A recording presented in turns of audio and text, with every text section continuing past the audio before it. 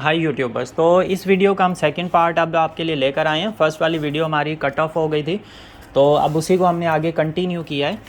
अच्छा, इसके बारे में ये जो सेल्स होते हैं ये 3.2 वोल्ट का एक सेल होता है और लिथियम आयोन जो है ना वो 3.7 का होता है। तो थोड़ा सा हम इसके ऊपर डिफरेंसेस और ये सारी चीज़ें डिस्कस करते हैं। मैं कैमरे को करीब कर लेता हूँ ताकि आपको अच्छे से जो है ना ये सारी चीज़ें नज़र आ सकें और आप अच्छे से इन चीज़ों को समझ भी सकें। तो कैमरे को हम यहाँ पर सेट करते हैं ताकि हम जो चीज़ें लिख रहे हैं, जिस तरह से बना रहे हैं, वो आपको अच्छे से समझ आएँ। अब ये आप देखें, लिथियम आयोन जो होती है हमारे पास, ये आ जाती है लिथियम आयोन का, और सेकंड हमारे पास आता है आयरन, लिथियम आयरन। तो ये दो तरह के होते हैं, लिथियम आयरन फॉस्फेट ये होते हैं, और ये लिथियम आयोन सेल्स होते हैं। अब लिथियम आयोन की जो नॉमिनल कैपेसिटी होती है वो होती है 3.7 वोल्ट, और जो लिथियम आयरन की होती है वो होती है 3.2 या 3.3, 3.2 ये होती है नॉमिनल वोल्टेजेस इसके। अब अगर हम बात करें ये फुल कितने पे चार्ज होता है, तो ये जो 3.7 वाला है लिथियम आयोन, ये फुल चार्ज हो जाता है 4.2। इसमें बात आती है कि 4.3 4.4 तक जाए तो कोई इशू तो नहीं, तो ये 4.45 तक भी चले जाते हैं, कोई इशू नहीं है, ये सेफ साइड। उसके बाद अगर 4.5 या उससे ऊपर जाते हैं तो ब्लास्ट होने के चांसेस होते हैं। बट इनका BMS जो होता है वो इनको 4.2 तक ही रखता है, बिल्कुल सेफ कैटेगरी के अंदर रखता है। मतलब ओवर चार्ज, ज़रा सा भी ओवर चार्ज होने की तरफ जाने ही नहीं देता, ये 100% यहीं पर ही हो जाते हैं 4.2 वोल्ट पे। ये जो सेल्स होते हैं लिथियम आयरन फॉस्फेट, ये होते हैं 3.65 पर फुल होते हैं, 100% चार्ज। अब इन सेल्स ये जो सेल्स होते हैं, ये 3 जो सेल्स हैं ना, इनकी सीरीज़ करें तो ये आपको 12.6 वोल्ट का बैटरी पैक बन जाता है, बैटरी पैक मिल जाता है। अब ये जो सेल्स होते हैं इनमें आपको 4 सेल्स की सीरीज़ बनानी पड़ती है, तो आपके पास जो है ना एक बनती है 12, बल्कि ये जो सीरीज़ बनती है ना ये 14 की बनती है, 14.8। तो इसको आप मल्टीप्लाई भी करें तो ये आ जाते हैं, मैं आपको जो है ना मोबाइल के ऊपर बता देता हूँ अच्छे से इनको मल्टीप्लाई करके, ताकि आपको सारी चीज़ें जो है ना एक सही से मतलब क्लियर हो जाएं सारी चीज़ें। अच्छा, ये हम अगर इसके ऊपर मोबाइल ओपन करते हैं तो ये लिथियम आयोन जो हैं ये 4.2 पे फुल चार्ज होता है, तो 4.2 मल्टीप्लाई 3 हम करें तो ये आप देखें 12.6 जो है ना, ये 12.6 वोल्ट की बैटरी बनती है, जो कि फुल चार्ज होने पे ये हमारे पास आती है। अब ये मिनिमम इसके जो वोल्ट आते हैं ना, जहाँ पे BMS कट ऑफ करता है एक सीरीज़ का, वो करता है 3 पे, तो 3 मल्टीप्लाई 3 करें तो 9 आ जाते हैं। तो ये 9 जो है ना इसके मिनिमम वोल्टेज होते हैं जहाँ पे BMS कट ऑफ कर देता है। तो ये 9 से लेके 12.6 तक जो है ना हमें देता है बैकअप। अगर इसमें से 12.6 माइनस करें तो ये बनते हैं 3.6 वोल्ट का बैकअप, 3.6 वोल्ट्स का। अच्छा, अब बात करते हैं लिथियम आयरन फॉस्फेट की। तो ये एक सेल है 3.65 पे फुल चार्ज होता है, 3.65 मल्टीप्लाई 4 सेल्स की सीरीज़ होती है, तो ये होता है 14.6 वोल्ट पे फुल बैटरी चार्ज होती है। अब मिनिमम बात करें तो ये 2.5 तक जाते हैं, 2.5 मल्टीप्लाई 4 तो आ जाता है हमारे पास 10, जहाँ पे BMS इनका कट ऑफ होता है। तो मिनिमम इसमें वोल्टेज आते हैं 10। अब इसमें से अगर हम ये माइनस करें, माइनस 14.6 वोल्ट, तो हमारे पास आते हैं 4.6। मतलब ये है कहने का कि ये लिथियम आयरन फॉस्फेट हमें 4.6 वोल्ट का बैकअप देती हैं, और ये जो लिथियम आयोन है ये 3.6 वोल्ट्स का बैकअप देती हैं। लिथियम आयरन फॉस्फेट हमें 14.6 का बैकअप देती हैं, और ये 4.6 का बैकअप देती हैं वोल्ट्स का। और ये जो है हमारे पास, ये हमें बैकअप देते हैं 3.6 वोल्ट, ये देती है 4.6, ये फुल होती है 12.6 पर, और लिथियम आयरन फॉस्फेट फुल होती है 14.6 वोल्ट पर। अब बात आती है सोलर के लिए बेस्ट कौन सी है और देसी UPS के लिए बेस्ट बैटरी कौन सी है। तो देसी UPS के लिए best battery lithium iron phosphate होती है, क्योंकि लीड एसिड बैटरी के भी नॉमिनल वोल्टेजेस जो है ना वो 12.8 होते हैं, लेकिन फुल चार्ज होने पे उसके वोल्टेज आ जाते हैं 14.1 पे। 15 तक भी आप लीड एसिड बैटरी को जो है ना चार्ज कर सकते हैं, और 10 तक उसको जो है ना डिस्चार्ज कर सकते हैं, लेकिन रेकमेंडेड होता है कि आप 11 तक जो है ना उसको डिस्चार्ज करें। इन बैटरीज़ को आप 10 तक भी डिस्चार्ज कर सकते हैं, बस सेफ साइड ये होती है कि आप 50% इनको डिस्चार्ज करें, और लिथियम आयोन को भी 50% और लीड एसिड को भी 50%। अब ये जो बैटरी आती है हमारे पास लीड एसिड बैटरी, वो 10 पे खाली हो जाती है। फुल चार्ज होने के बाद जब चार्जर हटा दें आप तो वो 13 पे आके रुकी होती है या 12.8 पे। तो ये 10 से लेके 13 तक का हमें लीड एसिड जो है ना वो बैकअप देती है हमें। तो लीड एसिड का बैकअप आ जाता है 3 वोल्ट्स का, ये लिथियम आयोन 3.6 का और लिथियम आयरन फॉस्फेट 4.6 वोल्ट्स का। तो ये आप खुद एक चीज़ का आइडिया लगा सकते हैं, लीड एसिड हमें कम बैकअप देती है, लिथियम आयोन ज़्यादा और आयरन फॉस्फेट सबसे ज़्यादा, और इनका लाइफ टाइम भी ज़्यादा होता है लिथियम आयरन फॉस्फेट सेल्स का, बैटरीज़ का। अब फिर हम बात करते हैं इसके ऊपर कि अब अगर आप देसी यूपीएस के ऊपर लगाएं तो ये देखें आप 10 से लेके 14.6, लीड एसिड भी 10 से लेकर 13, 14, 15 तक इसके नॉर्मल वोल्टेज होते हैं, और लिथियम आयोन जो है उसके 9 to 12.6 तक होते हैं। तो इनमें डिफरेंस है। इस बैटरी को अगर आप सोलर चार्ज कंट्रोलर पे लगाएं लिथियम आयोन को, तो आपको 13 पे वोल्टेजेस सेट करने पड़ते हैं। अब लिथियम आयरन फॉस्फेट के लिए आपको कोई वोल्टेज सेट नहीं करने पड़ते, आप इसी तरह से इसको उठा के लगा सकते हैं नॉर्मली, और दूसरी बैटरी के साथ आप जॉइंट भी कर सकते हैं, लीड एसिड के साथ भी कोई इशू नहीं आता। तो ये बैटरी फुल होती है हमारी 14.6 पर और एंड होती है हमारी 10 पर। तो 10 से लेके 14.6 तक ये हमें बैकअप देती है, और फुल चार्ज भी ये 14.6 या 15 तक आप इसको वोल्टेजेस दे सकते हैं जितने आप लीड एसिड को देते हैं। तो ये ज़बरदस्त बैटरीज रहती हैं लिथियम आयरन फॉस्फेट। अच्छा, इनकी प्राइसेस में फिर डिफरेंस है। अब मैं प्राइसेस का भी आपको बता दूं, काफ़ी लोगों का कंसर्न होता है हमें प्राइसेस के बारे में वीडियोस में ही बताया करें, तो मैं प्राइसेस चेंज होती रहती हैं सेल्स के हिसाब से। जैसे हमने ये कुछ स्टॉक मंगवाया, ये जिस हिसाब से मिला हम उस हिसाब से प्राइसेस रखेंगे, नेक्स्ट स्टॉक जिस तरह मिलेगा तो हम उस हिसाब से प्राइसेस उनकी रखेंगे, तो प्राइसेस सेम नहीं रहती। इवन जब व्हाट्सअप पे भी मैंने किसी को अगर 2 महीने पहले कोई प्राइस रेट्स बताए हैं, अभी अगर उन्होंने कहा कि अब हम ऑर्डर कर रहे हैं हमें ये बैटरी बना दें, आपने इतनी प्राइस बताई थी, तो भाई वो प्राइस तो पुरानी हो गई है, अब तो प्राइसेस चेंज होती रहती हैं ना। तो खैर वो ये चीज़ जब डिस्कस की जाती है तो वो समझ जाते हैं इस चीज़ को। अच्छा, अब ये चीज़ हो गई हमारे पास। ये देसी यूपीएस पे भी सेम लीड एसिड के वोल्टेजेस आ रहे हैं, ये उस पर बिल्कुल सेफ़ रहती हैं। Lithium iron phosphate batteries solar पे सेफ़ रहती हैं, दूसरे उससे चार्जर से आप चार्ज करना चाहें उससे आप चार्ज कर सकते हैं। अच्छा, अब बात करें चार्जर आपको कहाँ से मिलेंगे। हमारे पास लिथियम आयोन के भी चार्जर्स मौजूद हैं जो कि 13 वोल्टेजेस में है, और लिथियम आयरन फॉस्फेट के चार्जर्स भी हैं 6 एम्पेयर्स में हैं जो कि 15 वोल्टेजेस में भी मॉडिफाइड हैं।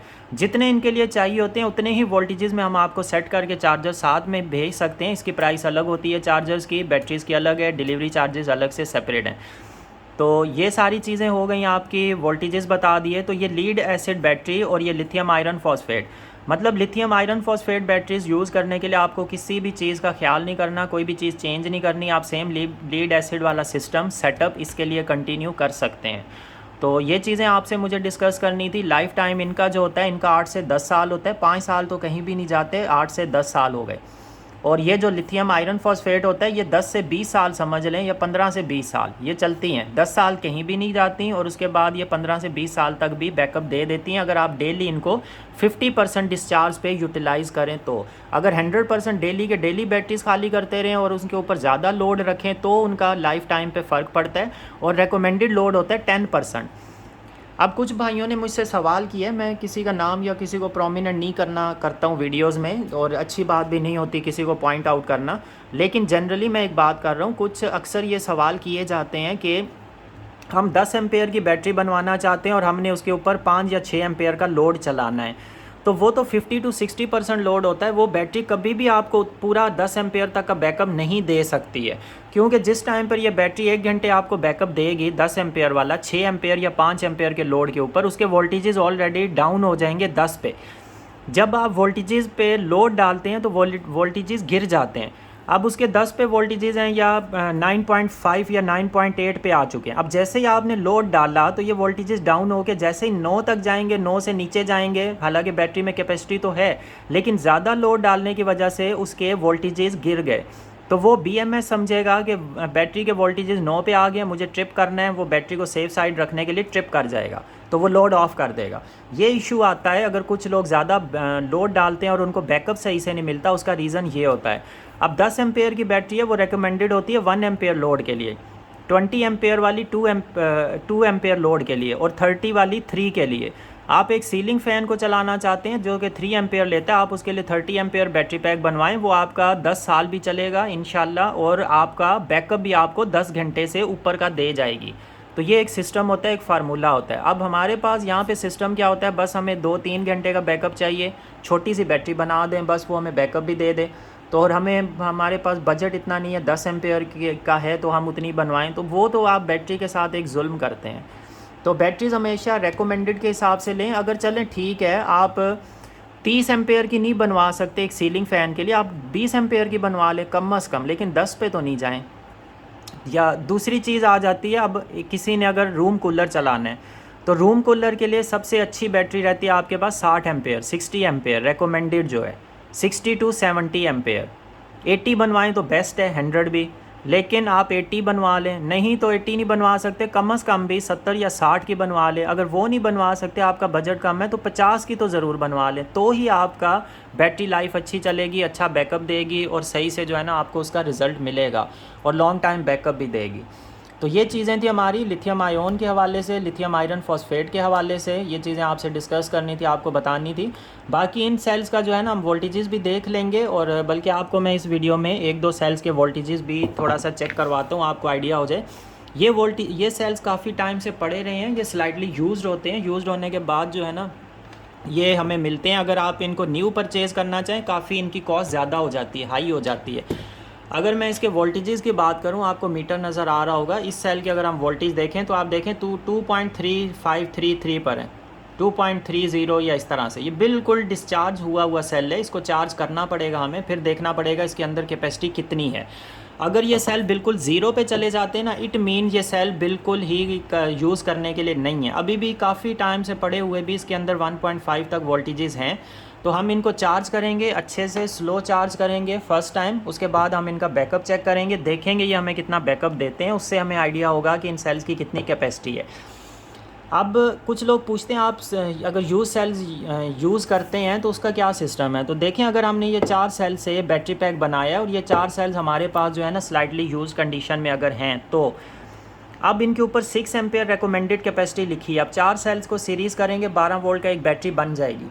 अब ये 6 एम्पेयर की हम इसको बैटरी कंसिडर नहीं करेंगे, हम इसकी एम्पेयर चेक करेंगे। अगर इसके अंदर से हमें 4 एम्पेयर या 5 एम्पेयर का करंट मिलता है, जैसे 5000 mAh या 4000 mAh या जो भी करंट मिलता है, उस कैपेसिटी के हिसाब से हम इसको कंसिडर करेंगे। तो फिर स्लाइटली यूज़ का एक तरह से वो चीज़ इनके अंदर से माइनस हो जाती है।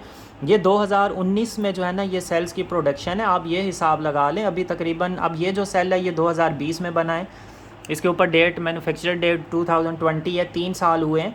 तो 3 सालों में ही ये मतलब सेल, अब हम इनको आगे नेक्स्ट यूज़ करेंगे तो आप ये सोचें 20 साल तक इनका लाइफ टाइम होता है, तो ये कितना अर्सा आपके पास चलेंगे। तो ये 2040 तक भी आपको बैकअप दे सकते हैं अगर आप अच्छे से इनको यूटिलाइज़ करें तो। इसीलिए मैं आपको एक लिमिट बता देता हूँ एवरेज लाइफ टाइम की, 10 से 20 साल या 15 से 20 साल, क्योंकि 3-4 साल पहले अगर ये यूज़ हुए हैं और 1-2 साल तो ये ऐसे भी पड़े रहेंगे। असल में इन सेल्स का मसला ये होता है कि ये सेल्स बाहर जो है ना थोड़े से यूज़ होते हैं, बाद में इन्हें कम प्राइस पे सेल कर देते हैं। न्यू सेल्स की प्राइस अलग होती है, यूज़ सेल्स की अलग हो जाती है, वो हमें कम प्राइस में मिल जाते हैं। तो इसलिए यूज़ सेल्स को जब इंपोर्ट करते हैं उसके ऊपर कस्टम ड्यूटी भी कम लगती है और उनकी प्राइस रेट्स भी कम हो जाते हैं। तो ये सेल्स हमें सही रहते हैं, भले 6 महीने 1 साल यूज़ हुए हों, बाकी टाइम ये जो है ना वहाँ पे कुछ टाइम रहते हैं, फिर पाकिस्तान में आते हैं, यहाँ कुछ टाइम रहते हैं, उसके बाद सेल आउट होते हैं हमारे पास, फिर आगे बैटरी पैक्स बन के फिर आगे सेल हो जाते हैं। तो यूजेज तक इनके बीच में 1-2 साल का तो विदाउट यूजेज कोई इनके लाइफ साइकिल यूज़ नहीं होते, ये पड़े रहते हैं उसके, और वोल्टेज भी इनके ज़ीरो पर नहीं गए, ये एक पॉजिटिव पॉइंट है। उसके बाद सेकंड चीज़ कि ये थोड़े से यूज्ड होते हैं, 6 महीने 1 साल, बिल्कुल मतलब आप ये समझ लें अगर 100% से आप इनकी परसेंटेज निकालें 20 साल लाइफ टाइम के हिसाब से, तो ये तकरीबन 5% जो है ना यूज़ हुए होते हैं, बस सिर्फ और सिर्फ 5% इनकी लाइफ टाइम यूज़ हुआ होता है, बाकी इनका सारे का सारा पड़ा हुआ होता है। तो इसलिए हम इन सेल्स को यूटिलाइज़ करते हैं और इनकी जितनी कैपेसिटी निकलती है हम उसी हिसाब से बैटरी पैक्स बनाते हैं, ताकि हमारे पास वही कैपेसिटी जो है ना हम आगे फिर सेल भी करते हैं। अब ये 6 एम्पेयर का बैटरी पैक बनेगा, हम इसको 6 एम्पेयर के प्राइस रेंज पर नहीं सेल करते, हम इसकी कैपेसिटी चेक करते हैं। अगर फ़र्ज़ करें सारे सेल 4-4 या 5-5 एम्पेयर के निकलें तो हम इसको 5 एम्पेयर ही कंसिडर करेंगे या 4 एम्पेयर, जितनी कैपेसिटी निकलेगी, और प्राइस भी हम उसी हिसाब से लगाते हैं। अच्छा, लिथियम आयोन की प्राइस और लिथियम आयरन फॉस्फेट, इनकी प्राइसेस में डिफरेंस है। इनका लाइफ टाइम ज़्यादा है, ये सेल ज़्यादा यूज़ होते हैं, एक सेल ऐड हो जाता है इसके अंदर, दूसरे 3 की सीरीज़ बनती है, इसमें 4 की बनती है, इनका वेट ज़्यादा होता है। तो इस हिसाब से ये जो सेल्स होते हैं ना ये कॉस्टली होते हैं, बैकअप हमें ज़्यादा देते हैं, लाइफ साइकिल ज़्यादा होते हैं, लाइफ टाइम ज़्यादा होता है। तो इस वजह से इनकी प्राइस जो है ना आप ये समझ लें लिथियम आयोन की अगर कंपेयर करें तो उससे तकरीबन अगर उसकी प्राइस है ना, आपके पास एक चीज़ की प्राइस बनती है 20,000, तो इसकी आप समझ लें 30-32 तक चली जाएगी एक बैटरी की, सेम एम्पेयर्स में। तो अभी हम देखते हैं इसका वेट। हमारे पास जो वेट मशीन है वो असल में है 300 ग्राम्स तक भी वो वेट करती है। अब इन सेल्स का हम देखते हैं कितना मतलब वेट आ रहा है, थोड़ा हमें आइडिया हो जाए। अगर तो 300 ग्राम्स के अंदर अंदर होगा तो वेट मशीन हमें बता देगी, क्योंकि ये वेट मशीन जो है ये बिल्कुल माइनर ग्राम्स में भी जो है ना वेट बताती है। इस पेन का भी अगर हम वेट करते हैं वो भी ये हमें बता देगी, शो कर देगी। अब इसके अंदर थोड़ा सा सेल्स का फिर से इशू आ गया, देखते हैं हम इसको कि ये चल जाएं हमारे पास। फ़िलहाल तो आप सबके लिए तो ये एक हमें वेट करके बता दे, उसके बाद फिर हम इसके जो है ना सेल्स करते हैं इनको चेंज। ऑन तो हो गई है। कैमरा मैं इसके ऊपर सेट करूं ताकि आपको अच्छे से जो है ना इसका थोड़ा वेट वगैरह नज़र आए, क्योंकि ये वेट देखना हमारे लिए बड़ा ज़रूरी है, इससे हमें एक आइडिया हो जाता है। तो अब एक हम लिथियम आयोन सेल का भी वेट करते हैं, इसका कितना आ रहा है ये आप देखें 43.6 ग्राम्स आ रहा है, ये इसका वेट है। दूसरा अगर हम वेट करें, एक और हमारे पास सेल्स हैं, वो हैं हमारे पास 20-700 और 21-700। तो सबसे पहले 20-700 का अगर हम वेट करें तो वो सेल्स का वेट हमारे पास आ जाता है 57 ग्राम, और हम अगर 21-700 का वेट करते हैं तो वो हमारे पास आ जाता है 72 ग्राम्स। अब इस सेल का हम वेट करते हैं, ये कितना आ रहा है, तो ये हमारे पास 143 ग्राम्स का एक सेल निकलता है, 143 ग्राम्स। ये 142.6 ग्राम्स। इसका हम चेक करते हैं 144.2 ग्राम्स। इसका हम देखते हैं तो ये 1.43 ग्राम्स। तो ये हमारे पास इनका तकरीबन एवरेज वेट 143 या 144 ग्राम्स जो है ना इनका वेट हमारे पास से निकल आता है, जो इनका वेट है। तो ये चीज़ें हो गई आपसे डिस्कस। उम्मीद है कि आपको काफ़ी सारा जो है ना नॉलेज इन चीज़ों के ऊपर आपको मिल गया होगा, काफ़ी चीज़ें आपको डिटेल से पता चल गई होंगी कि सेल्स जो हैं उसके नॉमिनल वोल्टेजेस बैटरी पैक बनाने के लिए आपको कितने सेल्स का जो है ना वो सीरीज़ में करने पड़ेंगे तो आपका एक बैटरी पैक बन सकता है। तो ये सारी चीज़ें हमने डिस्कस कर ली हैं। तो इंशाल्लाह नेक्स्ट वीडियो भी आपके लिए बहुत ही ज़्यादा हम इंफॉर्मेटिव लेकर आएंगे, उसमें भी काफ़ी सारा नॉलेज होगा आपके लिए। तो ये हमारे पास आप ये समझ लें इस टाइम पर हमारे पास ये 4 तरह के जो है ना ये सेल्स हमारे पास मौजूद हैं। इनका मैं थोड़ा आपको ये दिखा दूं, ये 4 तरह के ये हैं लिथियम आयोन 18650, ये है लिथियम आयोन 20700, ये है लिथियम आयोन 21700 और ये लाइफ पो 32700। इनके आप देखें तीनों 700 वाले हैं, लेंथ इनकी सेम है। ये 65 mm का होता है, ये 70 का नहीं होता है, ये 70 के हैं इसलिए 700, और ये 65 का होता है। और बाकी मोटाई आप देखें ये 18 mm है, ये 20 mm है, ये 21 mm है, ये 32 mm है। तो ये इनमें डिफरेंस होते हैं, इसी हिसाब से इनके मॉडल्स होते हैं। अब ये सेल रेटेड कैपेसिटी जो है इन सेल्स की ये जो 18650 होते हैं इनकी रेटेड कैपेसिटी आप देखें ये 226 लिखा हुआ है, मतलब 2600 mAh के इक्वल इसकी होती है रेटेड कैपेसिटी। बाकी अंदर से तो 2038 निकली, वो अलग है, लेकिन 2600 mAh या 2800 mAh भी होते हैं। ये जो सेल्स होते हैं 20700 ये होते हैं 3000 से 3100 mAh के, इसके अंदर से 2810 mAh निकले हैं। अच्छा, ये जो सेल्स होते हैं ये 4000 से 4100 जो है ना mAh के सेल्स होते हैं, ये होते हैं 21700, इसके अंदर से 3613 mAh कैपेसिटी निकली है। इसकी हम चेक करेंगे, ये 6 एम्पेयर रेटेड कैपेसिटी है, 6 एम्पेयर, बाकी देखेंगे अंदर से कितनी हमें मिलती है इसके अंदर से। तो ये हो गई इन सारे, और उम्मीद है काफ़ी इन्फॉर्मेटिव वीडियो रही होगी ये आपके लिए, काफ़ी सारी चीज़ें आपके नॉलेज में आ गई होंगी, सीखी होंगी, आपने लर्न की होगी। कमेंट्स में ज़रूर बताया करें कि वीडियोस आपको कैसी लग रही हैं, कितना कुछ सीखा, कितना हेल्पफुल रही ये सारी चीज़ें। बाकी चैनल को ज़रूर सब्सक्राइब करें, दोस्तों के साथ शेयर करें, वीडियोज़ वगैरह लाइक करें, ग्रुप्स में भी शेयर करें। Thank you.